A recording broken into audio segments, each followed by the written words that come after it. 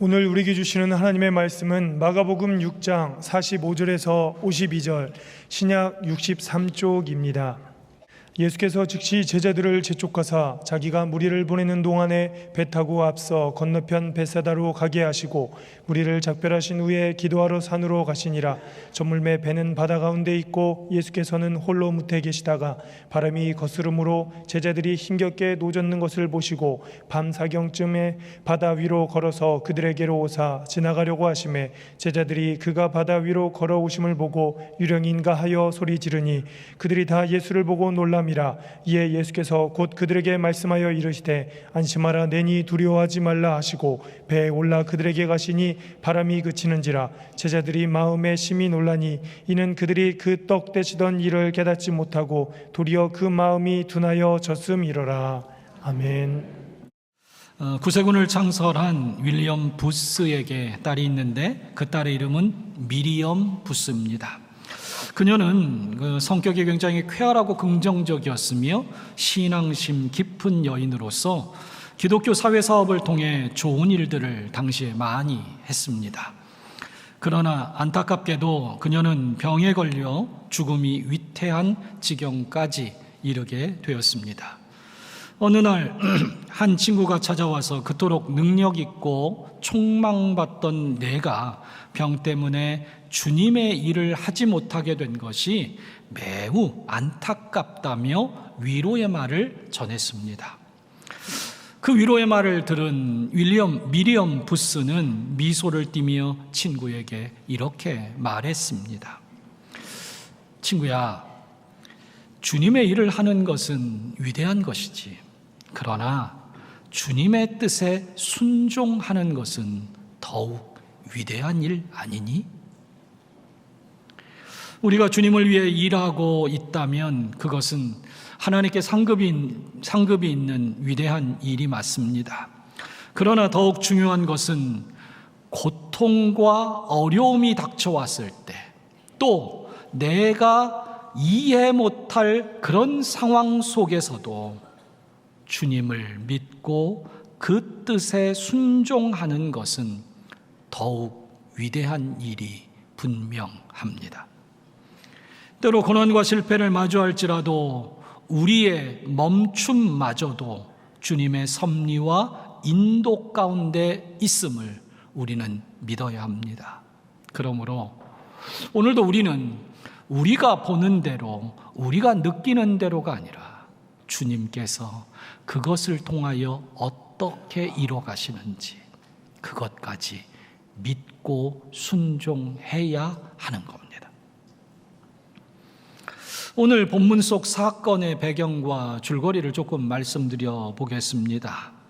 먼저는 오늘 본문은요, 앞선 오병이어의 기적과 연결되어 있다는 점을 우리는 전제하면서 생각하면서 오늘 말씀을 보아야만 합니다. 즉 예수님께서는 바로 앞선 본문이지요, 44절까지의 내용인데 오병이어 사건을 통해서 제자들과 무리들이 예수님께서 누구신지를 깨닫기를 원하셨습니다. 이는 오병이어의 사건이 단순한 기적을 보여주기 위함이 아니라 예수님께서 하나님의 아들이시며 또한 생명의 떡으로 이 땅 가운데 오셔서 모든 백성을 먹이고 돌보는 목자가 되시며 하나님 나라의 풍성함과 기쁨을 주기 원하는 분이라는 그것을 깨닫기를 주님은 원하셨습니다.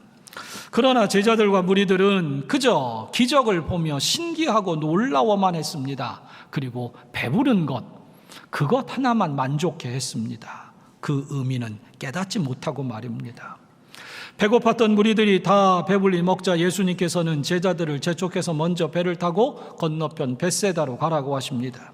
본문에서 재촉하다라는 말은 제한이 아니라 억지로 가게 했다라는 의미가 있습니다. 그렇다면 이와 같은 예수님의 행동과 상황들을 우리는 대하며 이거 예수님께서 어떤 목적을 가지고 계신 게 아닌가, 굳이 그렇게 억지로 보낼 정도면 무언가 주님의 뜻하신 계획들이 있는 거 아닌가라고 우리는 짐작해 볼 수 있는 겁니다. 한편 예수님께서는 무리와 헤어진 후에 기도하러 산으로 가셨고 제자들을 태운 배는 벳사다로 향하고 있었습니다. 산에서 기도하시던 예수님께서는 그곳에서 제자들이 바람으로 인해서 힘겹게 노를 젓고 있는 그 제자들을 주의 깊게 바라보셨고 밤 사경 즉 새벽 3시부터 6시 가장 힘들고 지친 그리고 칠흑 같은 그 어둠 속에 바다 위로 걸어서 제자들을 지나가고자 하셨답니다. 그런 예수님의 모습을 본 제자들은 예수님께서 바다 위로 걸어오시는 것을 보고 유령인 줄 알고 두려움에 소리를 칩니다.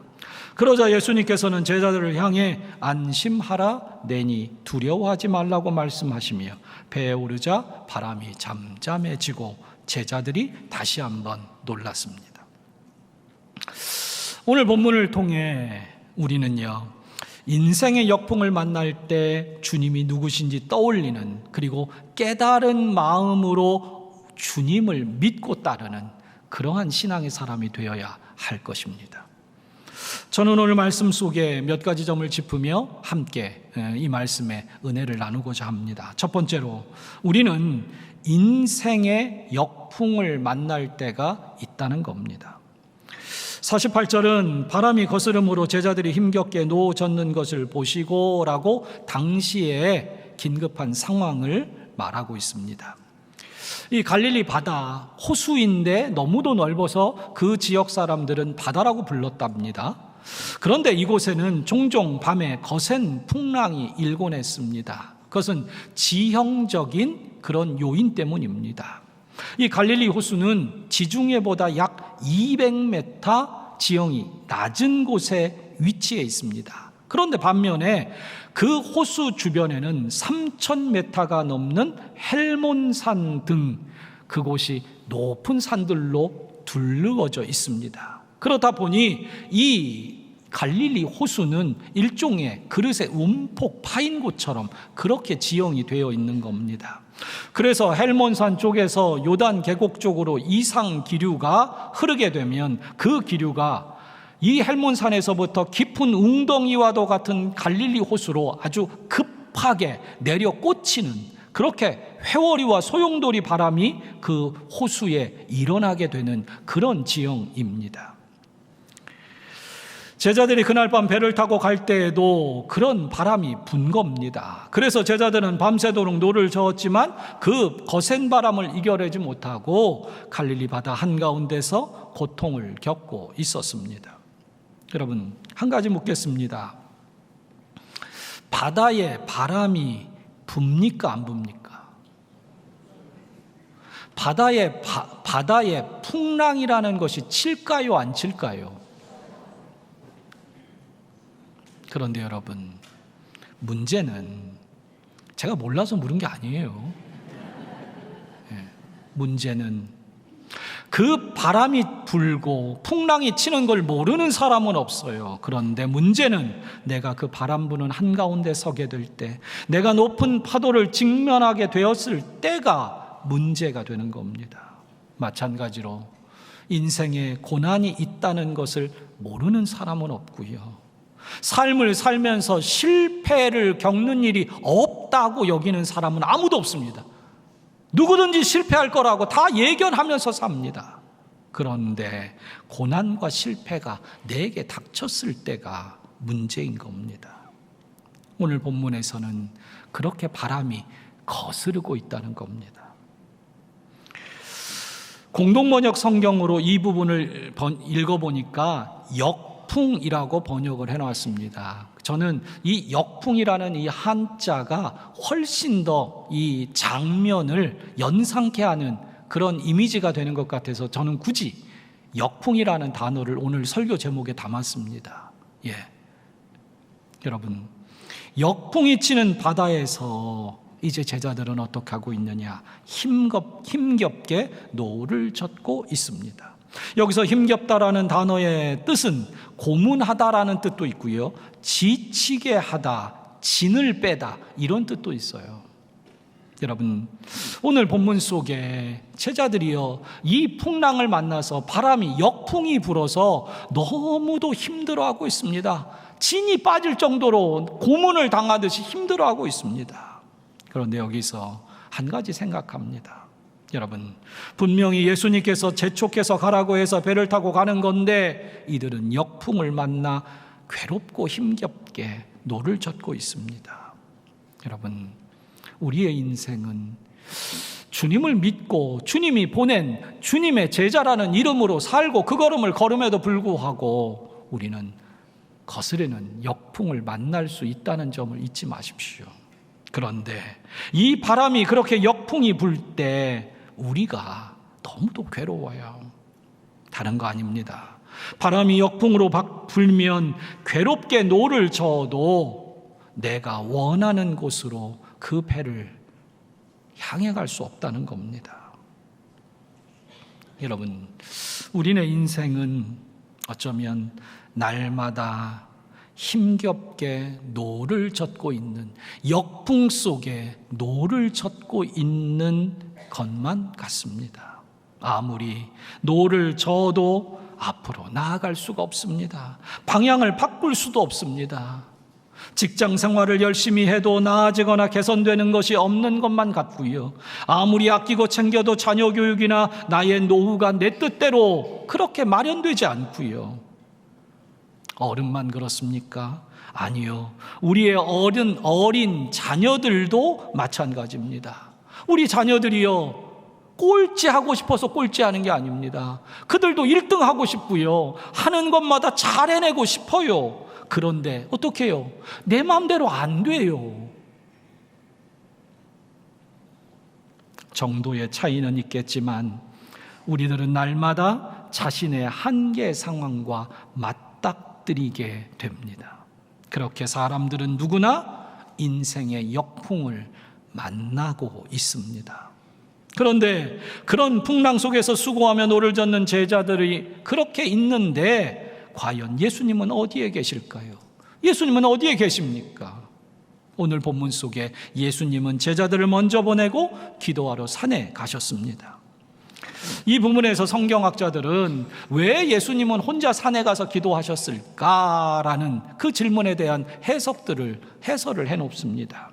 성경학자들은 다른 복음서의 내용들을 종합해서 오늘 우리가 본 그 오병이어의 기적과 그 사건들을 이 오늘의 내용을 연결해서 아마도 무리들이 이 자신들의 배고픔의 문제를 해결한 이 기적, 오병이어의 기적을 통해 배불렀으니까 우리의 문제를 예수님이 해결해 주실 터이니 이분만 붙들고 있자. 이분을 임금으로 삼으면 우리의 먹고 사는 문제는 평생 해결이다. 그러한 마음으로 왕을 삼으려는 그러한 분위기였다는 겁니다. 그런데 예수님은 그러한 분위기를 등지고 기도하러 가셨다는 겁니다. 그렇다면 왜 기도하러 가셨냐? 다른 것 아니라 예수님은 하나님의 뜻, 하나님의 계획을 붙들기 위해서입니다. 이 땅의 왕이 아니라 십자가에 죽으셔서 온 인류를 구원한, 온 인류를 생명을 주는 만왕의 왕이 되셔야 되는 그러한 분이셨기 때문에 그렇습니다.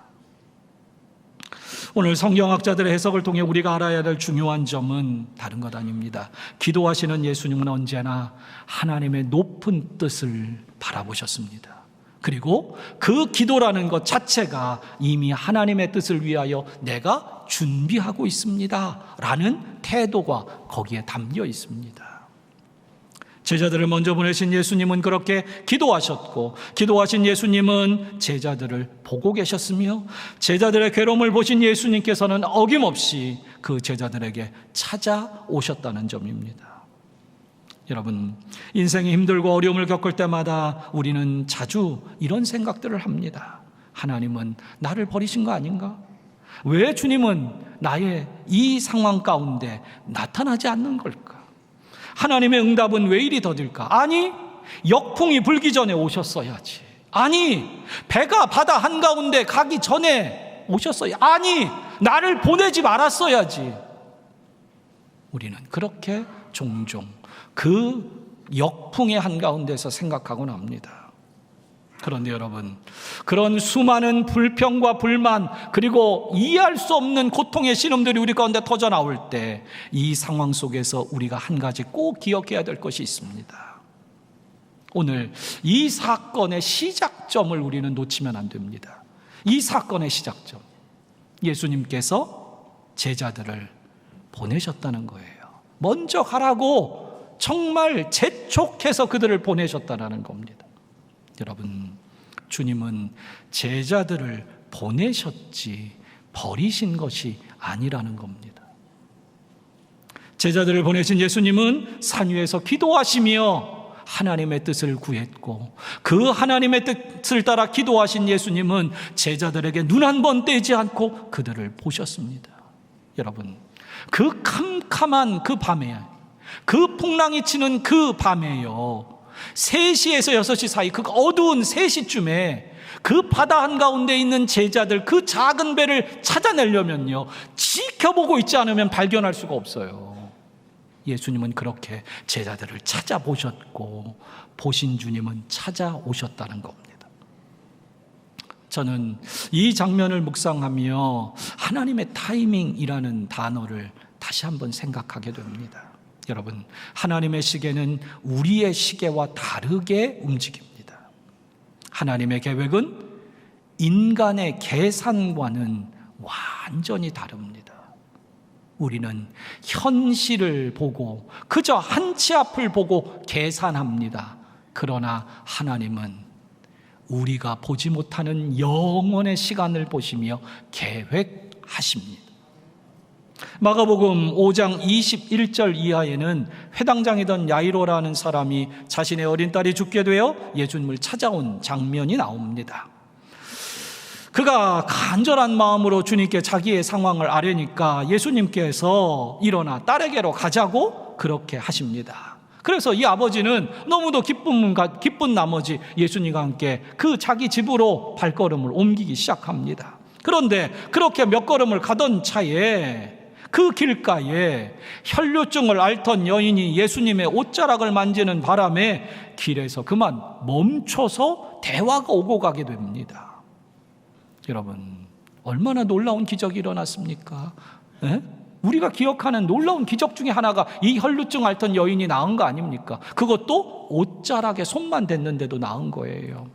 그런데 여기서 아버지의 입장을 생각해 봅시다. 혈루증을 앓던 여인이 낳은 기적이 아버지는 기뻤을까요? 제 생각엔 아닐 것 같습니다. 왜냐하면 아버지는 오로지 내 딸 생각뿐이거든요. 남의 딸 신경 쓸 겨를이 없어요. 내 딸이 죽어가는데 지금 그 마음으로 함께하는 겁니다. 그래서 내 딸이 지금 죽게 생겼는데 예수님은 왜 이렇게 길에서 지체하시나, 그런 생각으로 속으로 무척이나 초조했을 것 같습니다. 그런데 이게 웬일입니까? 길에서 시간이 지체되는 중에 회당장의 집에서 사람들이 와서 말을 전합니다. 무슨 말이냐? 당신의 어린 딸이 지금 죽었습니다. 그러니 이제 예수님께서 가시는 거 헛걸음입니다. 그러니 더 이상 예수님을 모시고 갈 이유가 없습니다. 그렇게 예수님 곁에 회당장이 있었고 그 회당장에게 그 사람들이 전가를 하는 거예요. 그때 예수님은 그 오고 가는 대화, 전달하는 대화의 내용을 다 들으셨습니다. 곁에서 들으셨습니다. 우리가 본 개역 개정으로는 곁에서 들으셨다라고 되어 있는데요, 공동번역 성경으로 그 부분을 보니까 이렇게 번역했어요. 예수님께서는 이 말을, 즉 그 사람들이 전한 말이지요, 이 말을 들은 채도 아니하시고 라고 그렇게 번역을 했어요. 저는 이 번역이 훨씬 더 정확하다고 생각합니다. 왜냐하면 예수님께서 그 다음에 하신 말, 그 다음에 회당장에게 하신 말과 분명히 맞닿아 있기 때문에 그래요. 즉 예수님은 곁에서 들으신 건 맞아요. 들으셨지만 태도는 어때요? 들으셨지만 그것의 긍정이 아니라 그것을 물리치셔요. 들은 채도 안 하시고 회당장에게 이어서 이렇게 말씀합니다. 두려워하지 말고 믿기만 하라. 여러분, 사람들이 포기하고 의사가 포기해도 주님은 오늘도 우리에게 말씀합니다. 두려워 말고 믿기만 하라.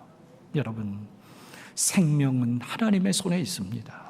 여러분, 저는 병원 신방을 가면 특별히 불치병 혹은 난치병, 때로는 시한부라는 그런 어떤 선언을 들은 그러한 환자들을, 그런 성도님들을 신방하게 되는 경우가 있습니다. 그러면 저는 종종이 아니라 거의 제가 쓰는 한 표현 몇 가지가 있습니다. 저는 이렇게 말합니다. 그 성도님에게 찾아가서 말해요. 아무개 성도님, 의사의 손에 99%의 확률이 있다. 그러나 하나님의 손에는 1%의 확률이 있습니다. 그렇다면 당신은, 성도님은 어떤 확률을 믿으시겠습니까? 당연히 하나님의 손에 있는 1%라고 대답하죠. 그러면 저는 또 한마디를 거기에 덧붙입니다. 성도님, 유능한 의사가 100명이 있습니다. 정말 전 세계에서 내놓으라 하는 유능한 의사 100명입니다. 당신의 병을 고치기 위해서 와 있습니다. 그런데 그 곁에 전능하신 하나님 한 분이 계십니다. 그러면 우리는 누구를 믿어야 합니까? 여러분들은 누구를 믿으시겠습니까? 유능한 의사 100명을 믿으시겠습니까? 전능하신 하나님 한 분을 믿으시겠습니까? 맞습니다. 여러분, 세상에 아무리 유능이 100명, 1000명, 10,000명이 된다 할지라도 전능하신 하나님, 전능과는 결코 비교할 수가 없는 겁니다. 오늘 예수님은 전능한 하나님이십니다. 유능한 의사가 아닙니다. 유명한 의사도 아닙니다. 전능한 메시아, 구원자이십니다. 예수님은 그렇게 통곡 소리가 가득한 그 집을 찾아 들어갑니다. 그리고 그 소녀가 누워있는 그 방에 가서 소녀에게 말합니다. 달리다굼, 내가 내게 말하노니 소녀야 일어나라. 그러자 소녀가 어떻게 해요? 일어났다는 겁니다. 심지어 음식까지 먹었다는 겁니다. 여러분, 이 장면 속에서 제가 드리고 싶은 얘기는 하나님의 타이밍입니다. 때로 지체되는 것 같아도, 아니 사람의 판정으로는 끝났다고 선언이 이루어졌음에도 불구하고 주님은, 전능하신 주님은 두려워 말고 믿으라고 말씀하며 가십니다. 그리고 살려내십니다. 사랑하는 성도 여러분, 오늘도 우리는 하나님의 시간, 하나님의 타이밍을 믿어야 합니다.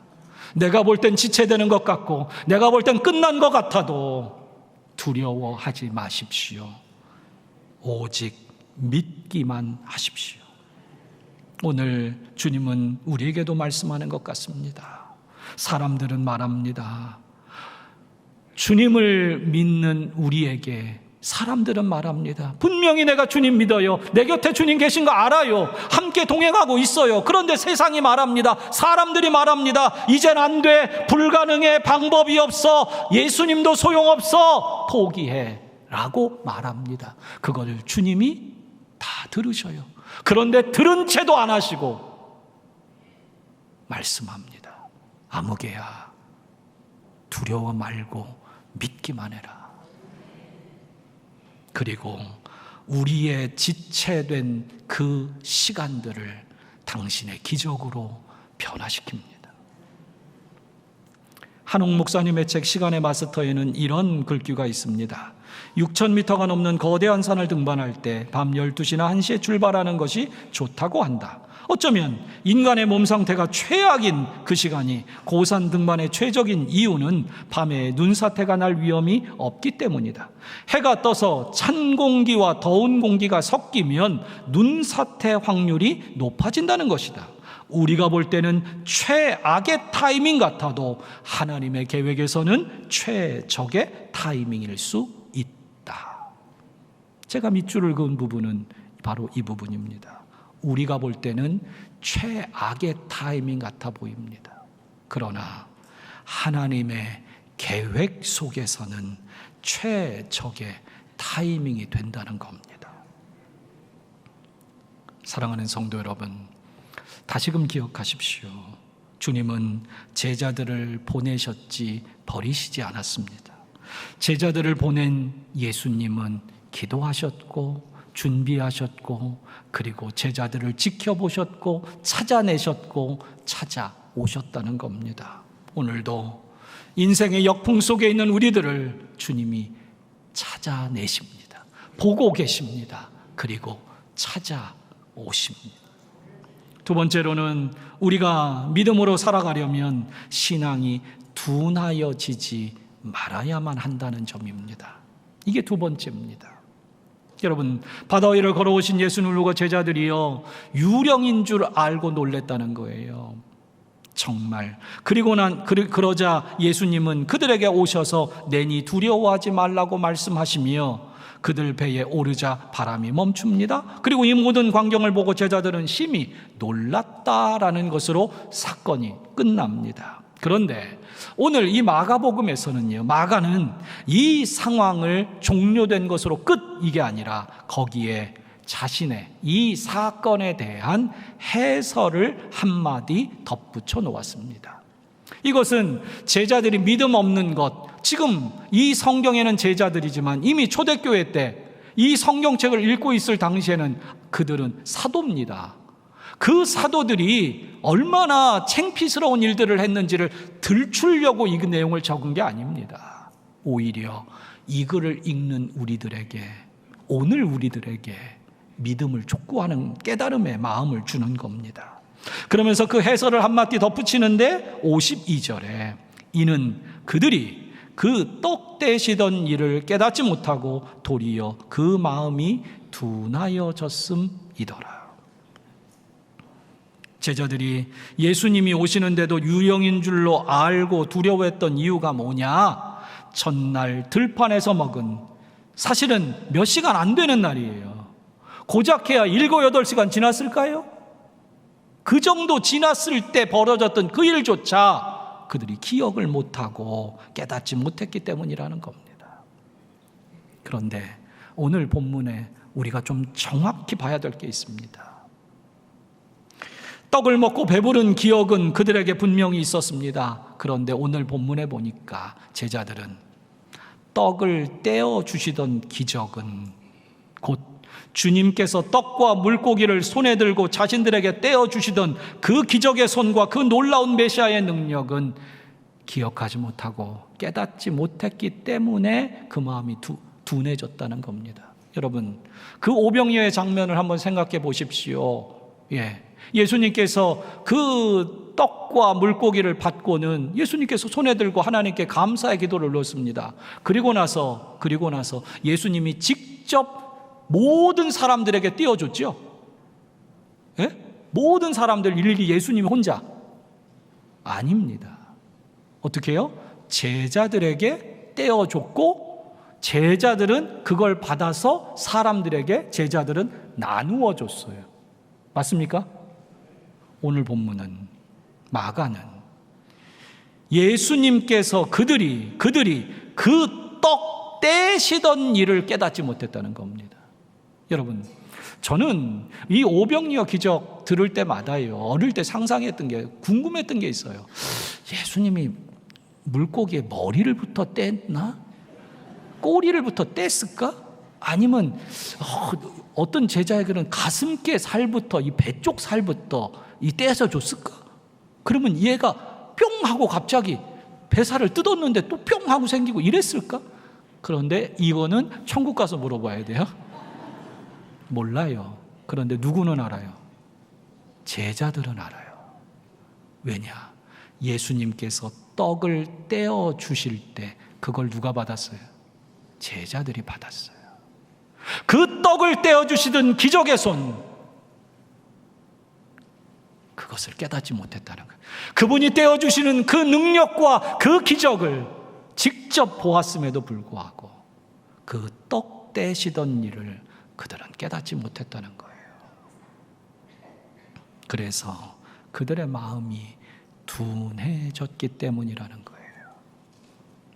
여러분, 신앙이 둔해지면, 마음이 둔해지면요, 두려움이 생길 수밖에 밖에 없습니다. 심지어 나에게 오시는 주님도 유령으로 둔갑시켜서 두려워하기까지 할 정도로 우리의 마음이 그래요. 오늘 사건을 통해 마가는 주님의 능력과 은혜를 깨닫지 못하면 우리의 신앙이 둔해지고 만다는 교훈을 우리에게 주고 있습니다.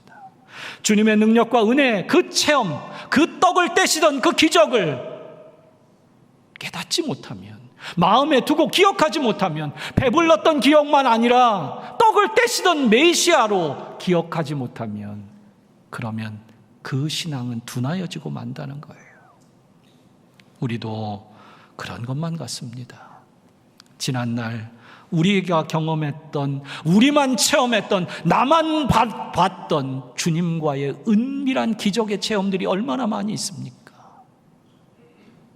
그런데 그러한 놀라운 은혜와 기적 같은 일들을 우리는 잊어버리고 깨닫지 못하고 있는 그런 삶입니다.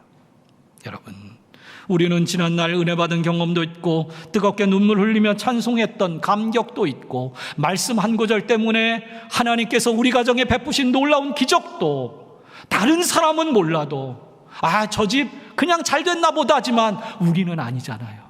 내게는 기도의 응답이었고 하나님의 역사였고 기적이었던 내게 떼어주시던 주님의 기적이 있잖아요. 그런데 그것을 깨닫지 못하면 신앙은 둔해지고 맙니다. 여러분, 오늘 인생의 역풍 속에서 너무 힘들고 고단한 나머지 주님을 잊어버린 채 살고 있지는 않습니까? 그렇게 영적인 감각이 무디어져 둔하여져 주님을 주님으로 알아보지 못한 채 두려움 가운데 살아가고 있지는 않습니까? 말씀을 맺겠습니다. 영국의 대표적인 극작가인 버나드 쇼라는 그런 인물이 있습니다. 이분이 1923년에 쓴 성녀 존이라는 제목의 연극 대본, 희곡이니까 연극 대본입니다. 그 내용은 프랑스의 영웅 잔다르크를 주인공으로 하고 있어요. 우리가 아는 대로 잔다르크는 프랑스를 구하라는 하나님의 음성을 개인적으로 들었습니다. 그리고 순종해서 프랑스를 구했던 정말 대단한 인물입니다. 책에 이 잔다르크와 프랑스의 황태자인 다우핀의 대화의 내용이 나옵니다. 이렇게 되어 있어요. 황태자는 조바심과 부러움이 가득해 잔다르크에게 이렇게 묻습니다. 오 하나님의 음성, 하나님의 음성, 왜 나에게는 그분의 음성이 들려오지 않지? 왕은 당신이 아니라 바로 나인데. 잔다르크는 이 황태자의 말을 듣고서는 다음과 같이 말합니다. 하나님의 음성은 분명히 당신에게도 들려옵니다. 그러나 당신이 그 소리를 들으려 하지 않고 있는 것입니다. 당신은 저녁에 그 소리를 듣기 위해 고요한 들판에 홀로 앉아 있는 일이 없었습니다. 안젤루스의 종이 울릴 때에도 당신은 십자가를 긋기는 했지만 단지 그것뿐이었습니다. 만일 당신이 진정으로 기도를 드리고 종소리가 그친 뒤에도 허공에 울리는 그 여음에 귀 기울였다면 당신은 분명히 나와 같이 그 음성을 들을 수 있었을 것입니다. 여러분, 무슨 얘기입니까? 세상 사람들도 안다는 거예요. 하나님의 음성을 듣는다는 건 내가 깨어있는 겁니다.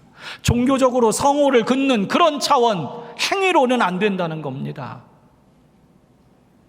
온전히 깨어있는 마음으로 하나님의 음성을 귀 기울일 때 들린다는 겁니다.